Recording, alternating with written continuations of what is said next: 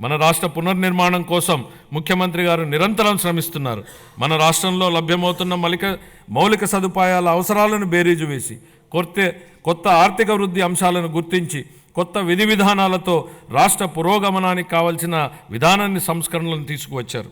గౌరవ ముఖ్యమంత్రి శ్రీ నారా చంద్రబాబు నాయుడు గారు మన రాష్ట్రాభివృద్ధి కోసం 1990వ దశకంలోనే విజన్ 2020 డాక్యుమెంట్ను రూపొందించారు.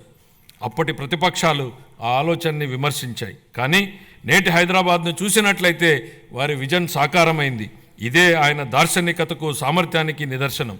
మళ్ళీ 2024లో మరొక గొప్ప విజన్ను దిశానిర్దేశం చేస్తూ గౌరవ ముఖ్యమంత్రి గారు స్వర్ణాంధ్ర 2047కు శ్రీకారం చుట్టి రాష్ట్రాభివృద్ధికి మార్గనిర్దేశనం చేశారు.